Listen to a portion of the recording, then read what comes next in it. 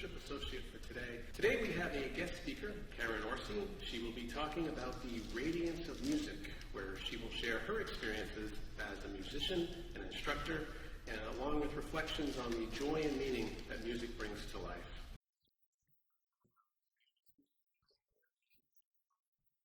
We embrace the dignity and worth of all people, no matter their age, sex, sexual orientation, immigration status, theological or philosophical perspective. We seek justice and compassion in human relations. So please know, you're very much welcome here.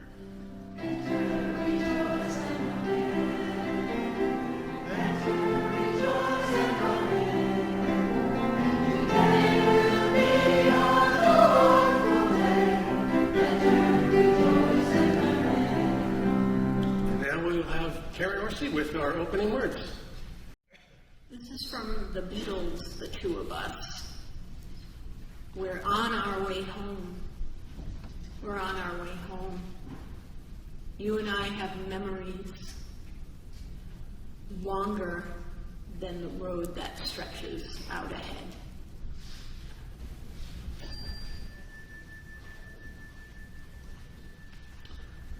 Today's reading is a passage by the planetarian scientist Carl Sagan from his book Pale Blue Dot.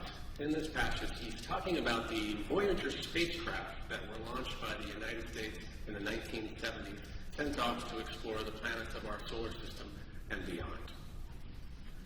The Voyager spacecraft are bound for the stars. They are on escape trajectories from our solar system, barreling along at almost 1 million miles a day. The gravitational fields of Jupiter, Saturn, Uranus, and Neptune had flung them at such high speeds that they have broken the bonds that once tied them to the sun. Beyond Neptune, weakly grasped by the sun's gravity in every direction in the sky, is an immense horde of 1 trillion comets or more called the Oort cloud. The two spacecraft will finish their passage through the Oort cloud in another 20,000 years or so. Then at last, completing their long goodbye to the solar system, the Voyagers will make for the open sea of interstellar space. By then, their radio transmitters will have long since been dead, and the spacecraft will wander for ages in the calm, cold, interstellar blackness, where there is almost nothing there to erode them. Once out of the solar system, they will remain intact for 1 billion years or more as they circumnavigate the Milky Way galaxy. We do not know whether there are other spacefaring civilizations in the Milky Way. If they do exist, we do not know how abundant they are, much less where they are. But there is at least a chance that sometime in the remote future, one of the Voyagers will be intercepted and examined by an alien craft. Accordingly, as each Voyager left Earth, it carried with it a golden phonograph record containing, among other things, greetings in 59 human languages and 1 whale language, 116 encoded pictures on our science, our civilization, and ourselves, and 90 minutes of the Earth's greatest hits. Eastern and Western, classical and folk, including a Navajo night chant, a Japanese shakuhachi piece, a Pygmy girl's initiation song, a Peruvian wedding song, Bach, Beethoven, Mozart, Stravinsky, Louis Armstrong, Blind Willie Johnson, and Chuck Berry's Johnny B. Good. Space is nearly empty, since both Voyagers will circle the center of the Milky Way essentially forever. There is plenty of time for the records to be found if there's anyone to do the finding. We cannot know how much of the records they would understand, but whatever the incomprehensibilities of the Voyager record, any alien ship that finds it will have another standard to judge us. Perhaps they would recognize the tentativeness of our society, the mismatch between our technology and our wisdom. Have we destroyed ourselves since launching Voyager? They might wonder, or have we gone on to greater things? Or perhaps the records will never be intercepted. Perhaps no one in 5 billion years will ever come upon them. 5 billion years is a long time. In 5 billion years, All humans will have become extinct or evolved into other beings. None of our artifacts will have survived on Earth. The continents will have become unrecognizably altered or destroyed, and the evolution of the sun will have burnt the Earth to a crisp or a whirl of atoms. And far from home, untouched by these remote events, the voyagers, bearing the memories of a world that is no more, will fly on. On a personal note, I would just like to add that I find it strangely satisfying that 5 billion years from now, Chuck Berry, in a way, will still be playing that guitar like a ring in a bell.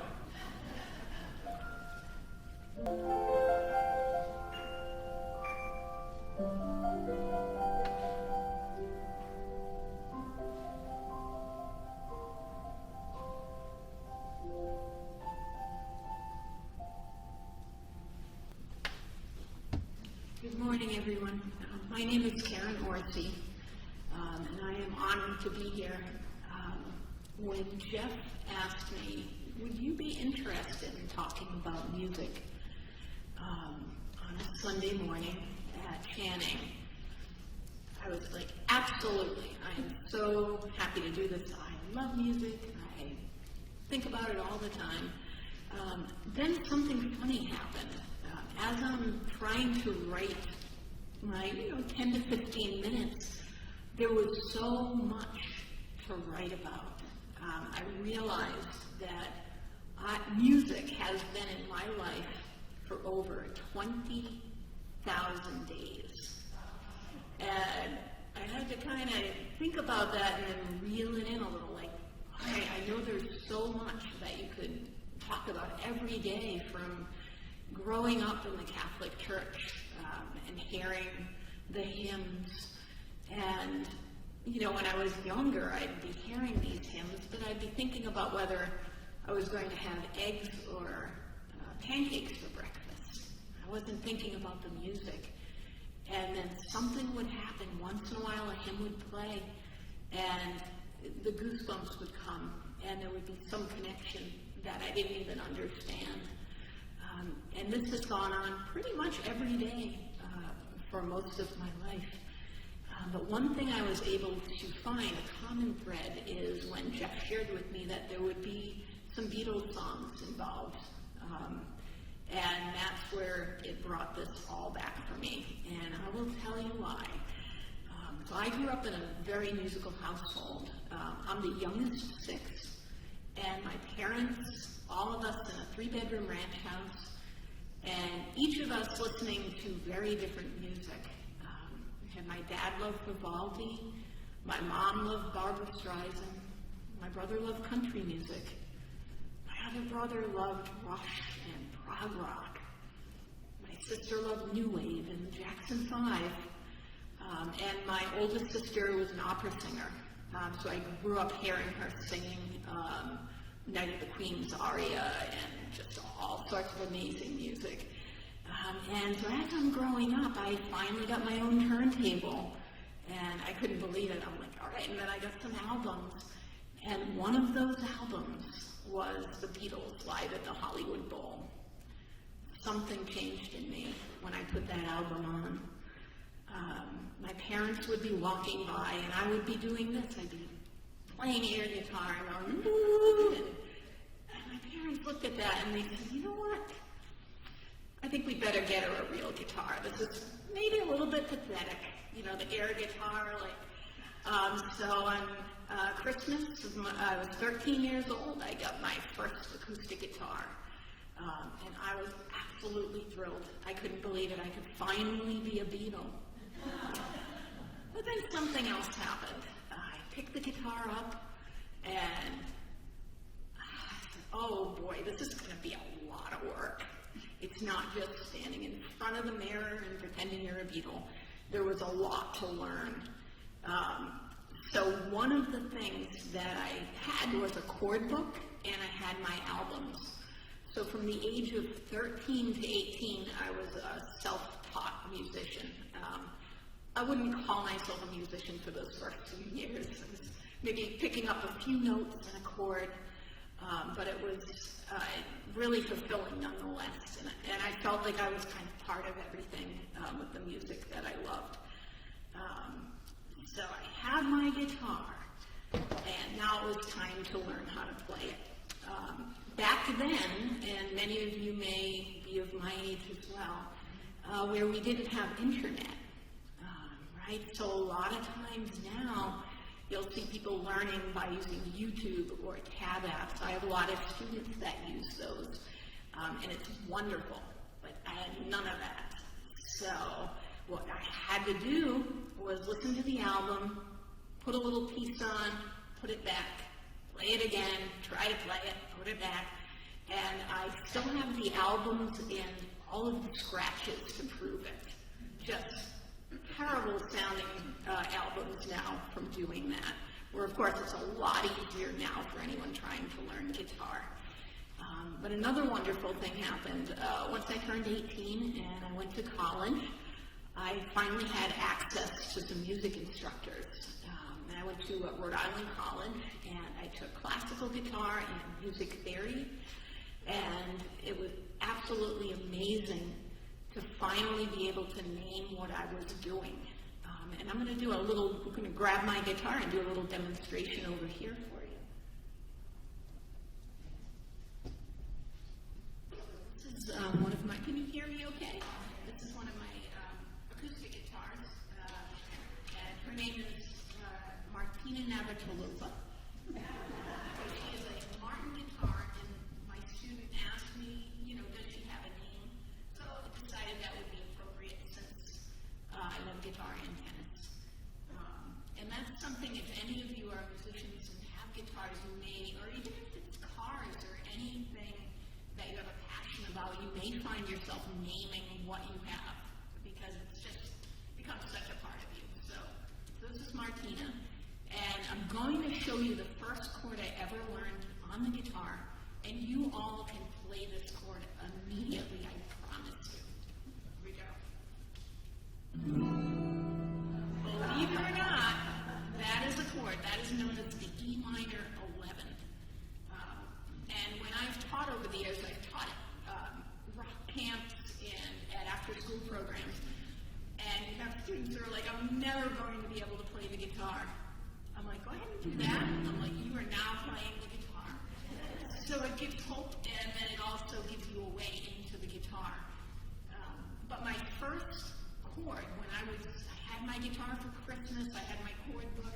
The first one I learned is one that might also be very familiar to anybody who has either listened to or played music. Does anyone know what chord that is? Right, the C chord.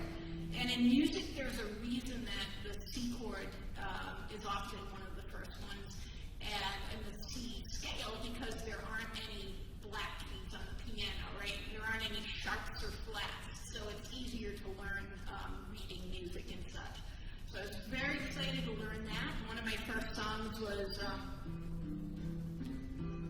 does anyone know that? I have a brand new key. I have a brand new pair of roller skates. So that was one, and then a Waylon Jennings song called Honky Tonk Heroes. So C allowed me into a lot of songs. One thing I soon discovered while I was playing is that the Beatles are actually quite complicated to play. There was a song called It's Only Love that was one of my first ones to learn because I had a C to an A minor, which are pretty easy to play. So that was my way in, and then when I was in college, I started learning that, why is the C chord so happy? Why does it sound so happy? And it's because of the intervals it's made of. So one thing I've learned is that intervals are sort of like the magic thread through all of music. Intervals make up scales, they make up chords, so it's a way in. So this very common sounding interval here is what's known as the major third, and it makes up all major chords. And then you add in this other interval, and that is what's known as the perfect fifth. So it was really neat to be in college and learning what these things meant, and then going on to take private jazz lessons and getting deep into memorizing all modes. But one thing I learned soon was if I have all of this memorized, like, what is the point of that for me? So I kind of went back to learning a lot of stuff by ear, making it more organic for me. Where I had other friends who went on to become classical musicians and teachers in school systems. But for me, I kind of like that organic of knowing, but then kind of forgetting what's making it up. And there's just one other chord I want to show you. I was teaching at these Girls Rock Rhode Island camps. It was supposed to be a weekend thing. Someone said, we'd like to teach a little bit of guitar for a weekend. I'm like, sure. And it ended up being for 10 years, which was wonderful. These camps, we had ladies' camps and girls' camps. And what we would do in a weekend is we would teach an instrument, often to someone who had never played an instrument before. They would form a band, they would write a song, and then they would perform for all of their family and friends in 3 days. So it was really amazing. So this one chord, I want to show you one more. This is what's known as the fifth chord, or a power chord. And this is what makes up a lot of like punk rock.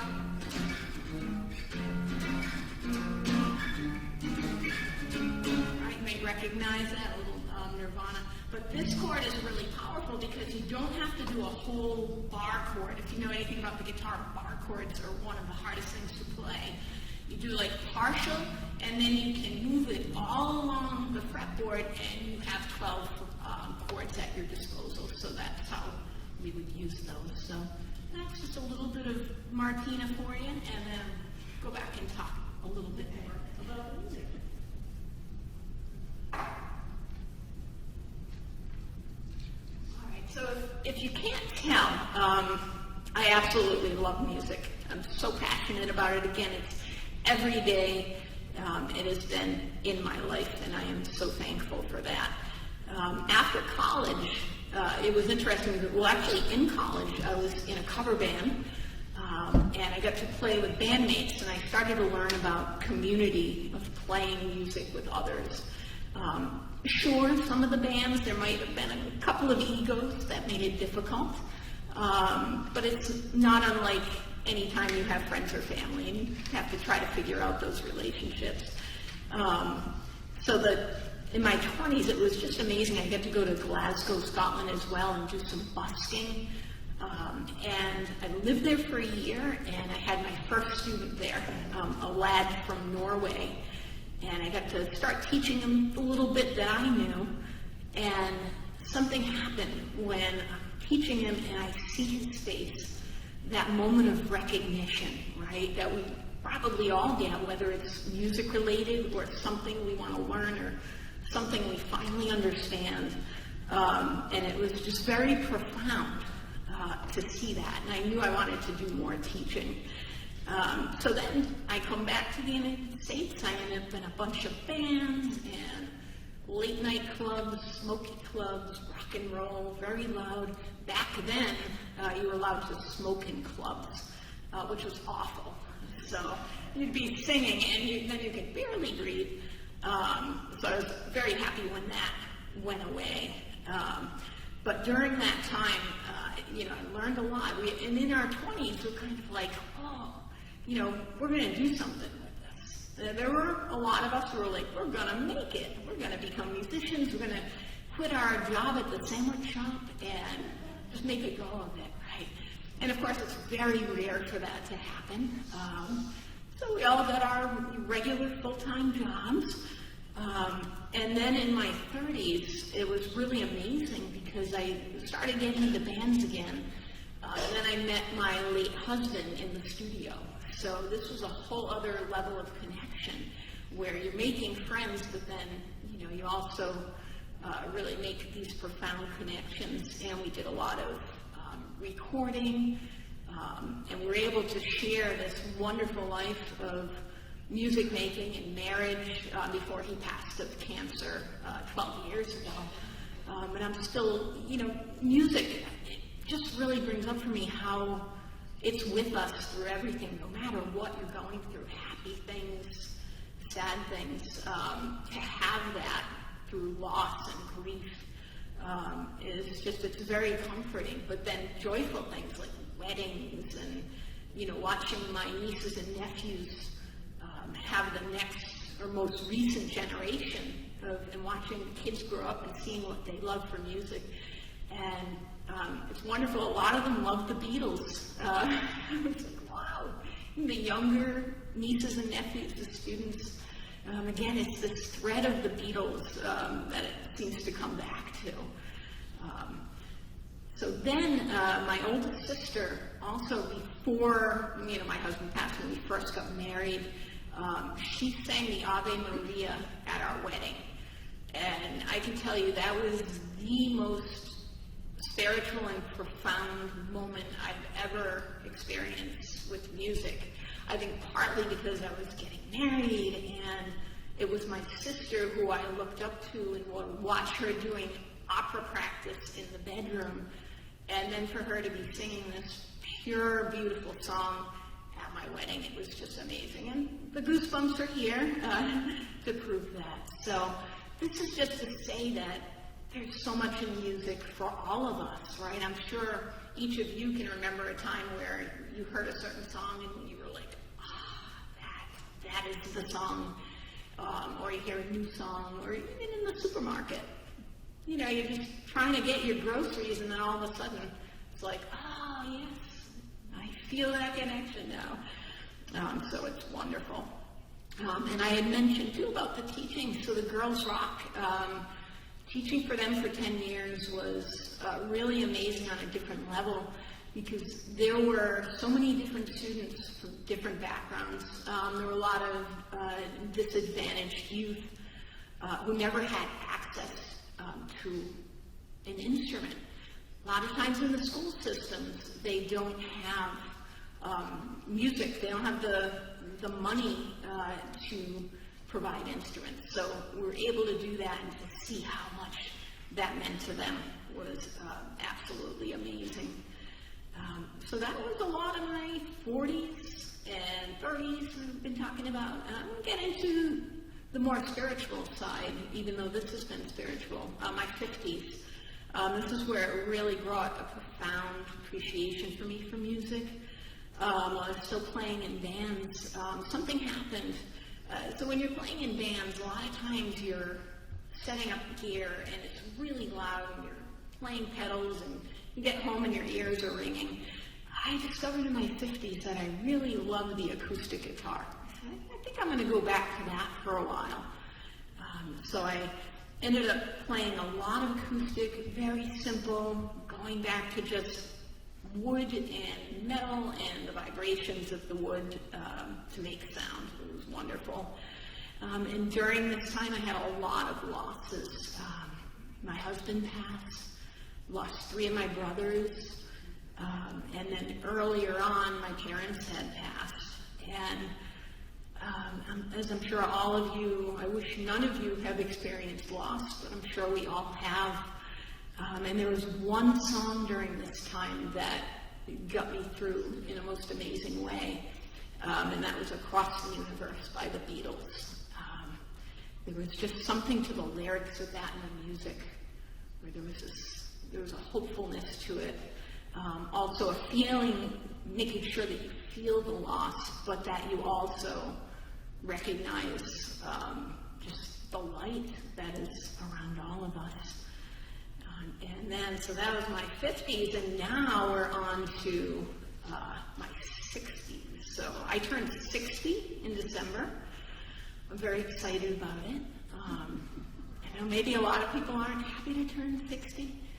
But I was really pleased after seeing so much loss. Also the idea of, wow, I'm still here. And one of my things every day that I think about is I get to do this. And it just kind of brings everything back. When it's a sad day, I make sure I feel the sadness. I'll listen to a sad song. I'll listen to the Beatles also tell me to take a sad song and make it better. Okay, all right, I can do that. Again, it's just so profound to have music in our lives, and I'm just appreciative of it every single day. And one thing is for certain, there will always be music. As Jeff said in his reading, I mean, even when we're not here and the earth is no more, Chuck Berry is going to be out there. He's going to be doing his thing. And I just thank you all for having me here. I really, I'm profoundly grateful.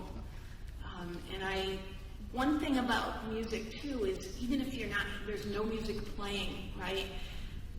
You can hear it, right? So think about when a tune pops in your head and you're like, oh yeah. So no matter what, there is always music. But one thing that we probably all know that we do not want is, it's the one problem with being able to hear the music in your head, is the earworm. So, has anyone ever had the experience of the earworm and know what it means? Yes. And I'm not going to sing any of mine because I don't want them to infect you. But that would, I say, be the only drawback of being able to hear music in your head. And I just want to say I wish you all days filled with beautiful music and no earworms. No earworms. So, thank you.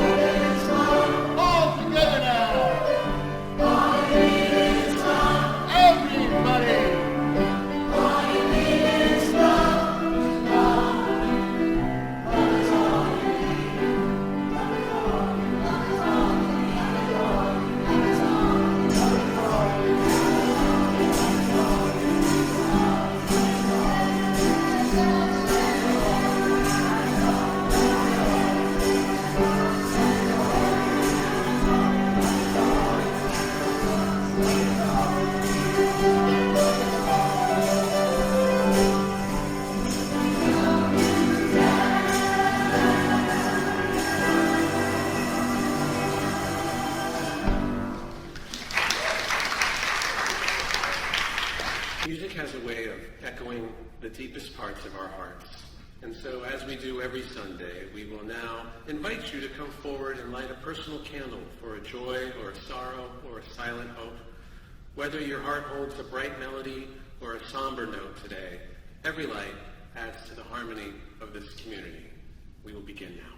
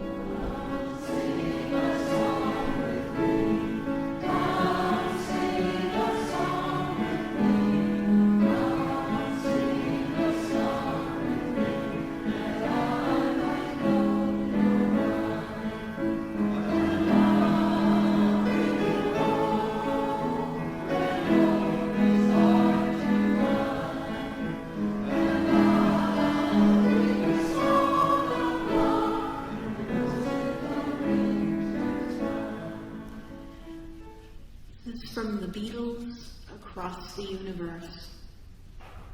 Sounds of laughter, shades of life are ringing through my open ears, inciting and inviting me. Limitless, undying love, which shines around me like a million suns. It calls me on and on across the universe.